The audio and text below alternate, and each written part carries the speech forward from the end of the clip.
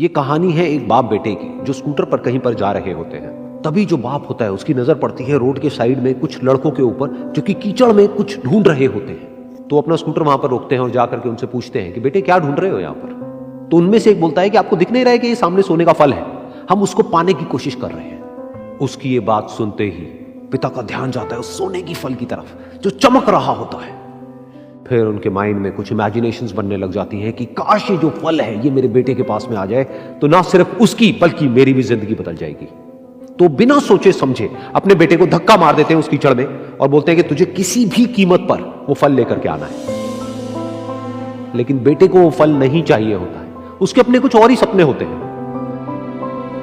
वो बहुत कोशिश करता है अपने पिता को ये समझाने की कि मेरी खुशी इस फल में नहीं है, मेरी खुशी कहीं और है, मेरे सपने कुछ और है। लेकिन उसके पिता उसकी एक नहीं सुनते हैं। वो उसको धक्का मारते हैं उस कीचड़ में और बोलते हैं कि मैं तुझसे पूछ नहीं रहा हूं, तुझे बता रहा हूं कि तुझे वो लेकर के आना है। तो वो बेटा भी अपने बाप के सपने को सच करने के लिए अपनी पूरी जान लगा देता है और पूरी कोशिश करता है कि किसी तरीके से उस सोने का फल उसके हाथ में आ जाए।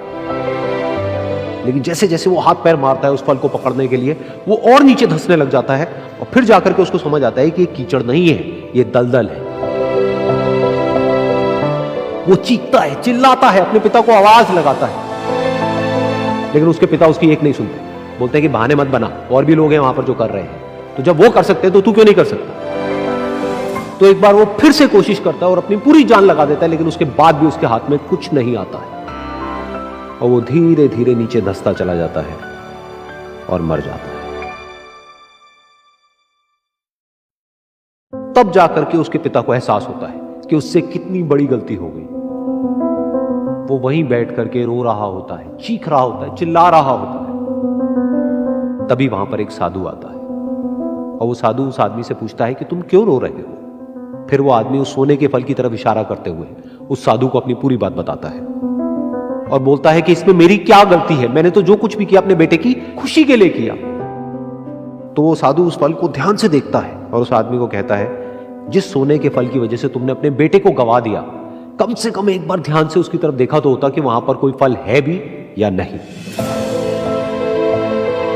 ये सुन करके उस आदमी को गुस्सा आया और उसने कहा कि सामने तो दिख रहा है फल, आपको नहीं दिख रहा क्या।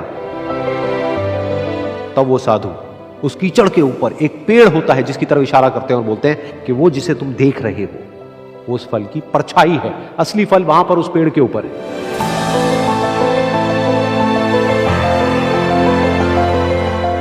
फिर वो साधु उस आदमी को बोला कि अपने बेटे को जबरदस्ती धक्का देने की बजाय और उसको बताने की बजाय कि तेरी खुशी किसमें है, अगर तुमने उससे पूछा होता कि बेटा तू बता तू क्या करना चाहता है और तेरी खुशी किसमें है, तो ना सिर्फ तुम्हारा बेटा जिंदा होता बल्कि हो सकता है कि उसके हाथ में वो असली सोने का फल भी होता।